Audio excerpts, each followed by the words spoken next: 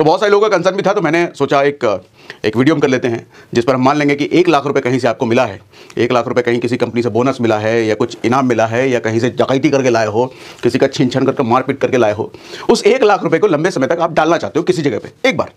तो वो बहुत सारे लोग LIC में डालना चाहते हैं, अलग अलग पॉलिसीज में डालना चाहते हैं, PPF में डालना चाहते हैं, पोस्ट ऑफिस में डालना चाहते हैं, सुकन्या निधि योजना है उसमें डालना चाहते हैं अगर आपकी घर में बच्ची है तो, म्यूचुअल फंड में, स्टॉक मार्केट में डालना चाहते हैं। तो आज जरा समझते हैं कि अलग अलग इन जगहों पर अगर डालते हो तो क्या इंपैक्ट आता है। 15 साल, 20 साल, 22 साल के लिए अगर हम डालते हैं तो हमारा 1 लाख रुपए एक बार डाला हुआ पैसा कितना बढ़ता है किन किन जगहों पर, जरा इसको समझेंगे। जब भी आपके पास पैसा आता है, हम बेसिकली ऐसी चीज़ों में खर्च करने की ज़्यादातर लोगों की प्रवृत्ति होती है जो कि लाइबिलिटीज़ होती है। महंगे फ़ोन, महंगे कपड़े, महंगी गाड़ी, अब ये सब लाइबिलिटीज़ हैं, हमें पता है। देखो हम ना बेसिकली दूसरों की लाइबिलिटीज से इंस्पायर होते हैं। किसी की गाड़ी देख ली, किसी की महंगी घड़ी, किसी के जूते, किसी का कुछ, किसी का आईफोन, उससे इंस्पायर होते हैं और वही हमको लेने का मन करता है कि हम भी उसकी तरह बनेंगे भैया, हम भी ले पाए। देखो जब तक दूसरों की लाइबिलिटीज से आप इंस्पायर होते रहोगे ना, आपका कर्जे में फंस करके गरीब रहना तय है, गरीब रहना तय है। क्योंकि आप किसी की गाड़ी को देख के इंस्पायर हो रहे हो, आपका भी गाड़ी लेने का मन करेगा, बहुत पैसा कमाने का मन करेगा, बहुत पैसा कमा करके आप गाड़ी ले भी लिए। अब सोचो किसी का आप 1 करोड़ की गाड़ी लेने का आपका ड्रीम बना, किसी को देख करके हमको भी ये 1 करोड़ की गाड़ी लेनी है, और आपने खूब मेहनत करके पैसा कमाया और जाकर के उस पैसे से 1 करोड़ की गाड़ी ले ली। उसके बाद क्या होगा, जो 1 करोड़ का मेहनत करके कमाया जाकर गाड़ी वाले को दे दिया, गाड़ी ले आए, तो आप फिर वहीं उसी सिचुएशन में आ गए जहां पहले थे। तो गरीब थे, पैसा कमाया लेकिन फिर गरीब बन गए। ये होती है किसी की लाइबिलिटी से इंस्पायर होने का नतीजा। लेकिन किसी के एसेट से इंस्पायर हुए, किसी ने 500 करोड़ की प्रॉपर्टी बनाई है, किसी ने 2000 करोड़ का धंधा बना लिया, इन सब चीजों से इंस्पायर होकर के अगर काम करना शुरू करते हो तो फिर अमीरी की जर्नी यहीं से तय होती है। दूसरों की लाइबिलिटी से इंस्पायर होना बंद करो, दूसरों की एसेट से इंस्पायर होना शुरू कीजिए। सर लोगों का तो काम है अपने गाड़ी चमकाना, महंगी गाड़ी जमना, वो उनको व्यूज बटरने हैं, उनको सोसाइटी में थोड़ा नाम भाम लेना है। हम बेवकूफ बैठे हैं जो हम उनकी लाइबिलिटी से इंस्पायर होते हैं। हम गधे हैं अगर उनकी लाइबिलिटीज को देख करके इंस्पायर होते हैं। इग्नोर करो बस उनको, देखो जो एसेट बनाने में लगे हैं। एसेट मतलब कोई भी ऐसी चीज जो कि बढ़ती है, जो कि वैल्यू ऐड करती है, समय रहते वो और बढ़ेगी। किसी का स्टॉक पोर्टफोलियो, अरे करोड़ का पोर्टफोलियो है, 1000 करोड़ की प्रॉपर्टी, 2-4 करोड़ का धंधा बना लिया, ये सब देख करके इंस्पायर हो। सर लाइबिलिटीज, लग्जरीज को जितना पोस्टपोन कर सकते हो अच्छा है, एसेट को जितना प्रीपोन, मतलब कल करना था लेकिन आज ही कर लिए, अच्छा है। लग्जरीज जो आज कर रहे थे उसको बोलो कल करेंगे, एसेट बिल्डिंग जो कल करने वाले थे आज ही कर लो तो अच्छा है। जैसे ये सब चीजें हम जो बात कर रहे हैं, पैसा कहीं इन्वेस्ट करना, किधर भी कहीं भी जहां पैसा मल्टीप्लाई होगा, ग्रो होगा, ये अच्छी चीजें है ना, कल नहीं आज करने का। खैर चलो अब जरा मुद्दे पर आते हैं कि 1 लाख रुपए हमारे को कहीं से मिला, चोरी डकैती छीन छान या बोनस किसी भी तरीके से, कहां डालें, कितना बनता है, कैसे। कुछ एविडेंस भी दिखाऊंगा आज, कुछ हो सकता है बड़ा नंबर आपको दिखा दूं, यकीन ना हो, लेकिन एविडेंस भी दिखाऊंगा, सभी सबूत भी दिखाऊंगा क्यों ऐसा मैंने बोला। आओ, ये नॉर्मल अपना कैलकुलेटर है जो मैं कई सेशन में खोल चुका हूं। देखो हमने क्या माना यहां पर, 1 लाख रुपए अपने पास आया, कहां से आया, कहीं से भी आया, नहीं आया तो लाओ यार, कमाओ धमाओ, थोड़ी मेहनत करो, लाओ लेकिन, ठीक। और मैंने पीरियड लिया है 22 साल के लिए, उस 1 लाख रुपए को मैंने डाला। 22 साल डालने का एक लॉजिकल रीजन है, भी थोड़ी देर पहले आपको समझा दूंगा कि 22 साल ही मैंने क्यों डाला। और जो लोगों को लगता है कि 22 साल, अरे भैया इतने दिन तक हम जिंदा रहेंगे तो तुम कल ही मर जाओ, चाचा तुम निकल लो, तुम्हारे दुनिया ही नहीं बनी। इस आदमी को यकीन नहीं 22 साल जिएगा नहीं जिएगा, निकल लो ना। खैर अगर आप उन लोगों में से हैं कि विजनरी हैं, आदमी ना लॉन्ग टर्म का सोच ही नहीं पाता, दूर का तो सोच ही नहीं पाता, उसको 1-2 साल से ज़्यादा का दिखता ही नहीं है, यकीन ही नहीं होता कि जिंदा रहेंगे कि नहीं रहेंगे। कहा है भैया इतने नेगेटिव का है। खैर मेरा जहां भी देखो इन्वेस्टमेंट के बारे में बात करता हूं, मेरे को शॉर्ट टाइम विजन समझ नहीं आता, 2-3 4 5 साल समझ में नहीं आता।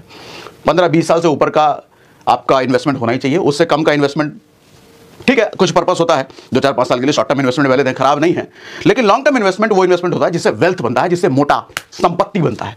शॉर्ट टर्म इन्वेस्टमेंट संपत्ति नहीं बनता, इसलिए मैंने 22 साल लिखा है। 22 लिखने का पर्पस एक और है, 20 क्यों नहीं लिखा, 15 क्यों नहीं लिखा, अभी बताता हूं।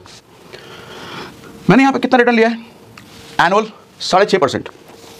ये 6.5% वो है सर कि आपको सरकारी पॉलिसीज या LICs की किसी पॉलिसी या किसी प्राइवेट कंपनियों का भी कोई पॉलिसी, एंडोमेंट पॉलिसी आप लेते हो, सेविंग प्लान लेते हो, 6.5 भी हो सकता है, मैंने ज़्यादा लिखा होगा, कहीं तो 4%, 5%, 5.5% वाले भी हैं, लेकिन थोड़ा मैंने अच्छा लिख दिया है। हालांकि उनका पर्पस अलग होता है। देखो सिर्फ ऐसा नहीं है वो पॉलिसी, मैं खराब नहीं बोल रहा, उनका पर्पस सिर्फ और सिर्फ इन्वेस्टमेंट नहीं होता, उनका purpose investment plus life insurance दोनों का कॉम्बिनेशन है। तो जब दोनों का कॉम्बिनेशन है तो आपको तो कहीं ना कहीं कॉम्प्रोमाइज करना पड़ेगा। सिर्फ लाइफ इंश्योरेंस होता तो सस्ता होता, सिर्फ सेविंग प्लान होता तो वो अलग कहानी होती, लेकिन दोनों का कॉम्बिनेशन है इसलिए रिटर्न रेट घट जाता है। ठीक है, तो ऐसी जगह पर अगर आप डालते हो तो इसलिए मैंने 6.5 लिखा है।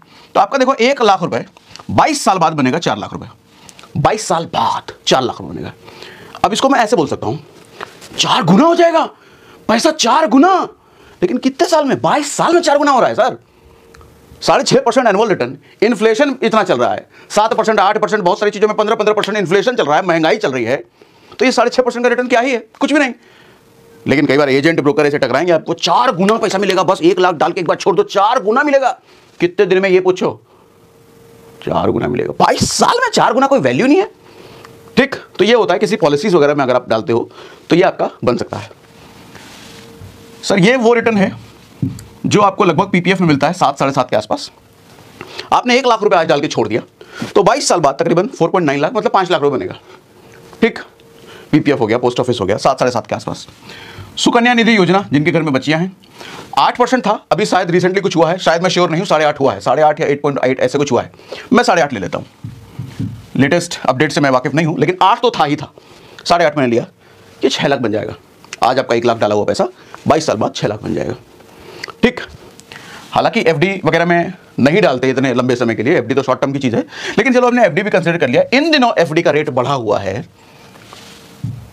कुछ जगहों पे तो 9%, 9.5% भी मिल रहा है। आप अगर सीनियर सिटीजन के नाम पे लो तो 6.5 लाख के आसपास। ठीक, अब आता हूं म्यूचुअल फंड। अगर आप लार्ज कैप म्यूचुअल फंड वगैरह में डालते हो तो माना जाता है लगभग 15%। 22 साल में तो CAGR इतिहास ये है 21 लाख रुपए। 22 साल बाद आपका 1 लाख रुपए, सिर्फ एक बार आपने डाला 1 लाख रुपए, बन गया 21 लाख रुपए। सिर्फ एक बार डाला 1 लाख रुपए और बन गया 21 लाख रुपए 22 साल बाद। क्या बहुत बड़ा अमाउंट है। ठीक है, कुछ लोग लिए अच्छा है, कुछ लोग बुरा है। बुरा तो तब बनता है जब इससे ऊपर की पॉसिबिलिटी है। अब आपको म्यूचुअल फंड में इससे ऊपर कहां बनता है? हाँ देखो ना, अभी सबूत दिखाऊंगा ना आपको। ये सबूत ऊपर बढ़ने से पहले सबूत ही दिखा दे क्या? पहले दिखाई देता हूं सबूत आपको। सर ये कुछ मैंने लिस्ट निकाली है, ये कुछ ऐसे फंड हैं जो 20-22 साल पुराने फंड हैं और 20-22 सालों में कितना रिटर्न इन्होंने दिया, हम जरा ये देखते हैं। ये फंड का नाम है, आप इसको जूम करके देख सकते हो, ये फंड यहीं पर पड़ा हुआ है, आप इनका नाम देख सकते हो भैया। सर इस फंड ने, कौन सा फंड है? निप्पॉन इंडिया ग्रोथ फंड, 25% का रिटर्न दिया है, 25.5% 22 सालों में। कई लोग कहते हैं ना, अरे 1 साल में तो मिल सकता है, 2 साल में मिल सकता है, इतने लंबे समय में थोड़ी मिलता है, 12% बहुत है म्यूचुअल फंड के लिए। ठीक है, वो भी गलत नहीं है, मिलता है 12 क्या 10 भी मिलेगा, 8 भी मिलेगा, ऐसे भी म्यूचुअल फंड होते हैं। लेकिन चूंकि सब मार्केट में कंपनियां एक जैसे परफॉर्म तो करती नहीं है, कोई कंपनी 5% रिटर्न देगी, कोई कंपनी 500% रिटर्न देगी, ऐसे चलता है ना। अब किस तरह के म्यूचुअल फंड में किस तरह की कंपनियों का कॉम्बिनेशन है तो उसके अंदर घुसने के बाद ही पता चलेगा। तो कोई शॉकिंग बात नहीं है कि 22 साल के बाद भी CAGR अगर 25.5% आया है तो आता है सर, आता है। ये स्टॉक मार्केट है, यहां सब हो सकता है। यहां -25% भी हो सकता है 20 साल बाद, और यहां +25% भी हो सकता है, यहां 100% भी हो सकता है। तो 20 से ज्यादा कंपनियां हैं ये जो 20% से ऊपर का रिटर्न है, 20 से ज्यादा कंपनियां हैं। ये सुंदरम, ये फ्रैंकलिन, HDFC, मैं नाम नहीं लूंगा, नाम कितना लूँ, दिखाई दिया मैंने, जूम करके आपको पॉज करके देखना होगा तो देख लेना। 25.5% ये भी, 23.5, 23, 22, 22, 22, 21, 21। सर जो लोएस्ट में लिया है 20%। कितनी कंपनियां हैं ये? 1, 2, 3, 4, 5, 6, 7, 8, 9, 10, 11, 12, 13, 14, 15, 16, 17, 18, 19, 20। कितने थे? पूरे 20। पूरे 20 कंपनियां ऐसी हैं जो 20% से ऊपर का रिटर्न 22 साल में दिया। यहां लिखा हुआ भी है 2002 से लेकर 2024, 2002 से लेकर 2024, सब ऐसे ही हैं। 22 साल का ही डेटा मैंने निकाला है और इसमें भी यही है कि 1 लाख रुपए इन्वेस्ट किए होते। देखो ये भी डेटा भी मजेदार है। इसमें अगर 1 लाख रुपए आपने डाल के छोड़ा होता 2002 में, आज से 22 साल पहले, सर 1.5 करोड़ बन चुका होता। इसमें डाला होता 1.42 करोड़ बन चुका होता। इसमें डाला होता 1 करोड़ 3 लाख बन चुका होता। इसमें 95 लाख, इसमें 84 लाख, इसमें 80 लाख। सिर्फ एक बार 1 लाख डाल के छोड़ दिया होता। पॉलिसी में नहीं डालेंगे आज के बाद हम, अरे उसका मतलब अलग है चाचा, रिटर्न कमाना उनका पर्पस नहीं होता है। ठीक, अब मैं इसी परसेंटेज को पकड़ता हूं 25। ठीक, पहले मैं 25 लिख देता हूं, हैरान हो जाता है, 25 थोड़ी मिलता, पागल आ रहे हो, झूठे मोटिवेट कर। मैं क्या मिलेगा मुझे मोटिवेट करके भैया? इधर करो ना करो, करोगे तो आपका, नहीं करोगे तो भी आपका, मुझे क्या मिलना? मेरा मतलब है सिर्फ बताना, आपकी मर्जी, आप करो ना करो। ठीक है, 25। खेल बदल गया, खेल पूरा ही बदल गया, करोड़ के ऊपर चला गया। एक बार सिर्फ 1 लाख रुपए डाल के छोड़ा और खेल करोड़ों में चला गया। करोड़ों का रिटर्न बन रहा है, सिर्फ एक बार 1 लाख डाल के छोड़ा। वहां रिटर्न बदलने से, वहां रिटर्न बदलने से। अच्छा, इसको 1% सिर्फ ऊपर नीचे करके देखो। अगर मैं 24 करता हूं, खेल बदल गया। 23 करता हूं, करोड़ से नीचे आ गया। मैं 22 करता हूं, भैया 10 लाख नीचे हो गया। मैं 21 करता हूं, फिर 10 लाख नीचे। 1% 10 लाख रुपए नीचे घटा रहा है। कई बार हम सोचते हैं ना 1% ही तो ज्यादा ऊपर है, क्या फर्क पड़ता है? 1 करोड़ पे है, और बड़े अमाउंट पे तो बड़ा रिफ्लेक्शन और दिखेगा आपको।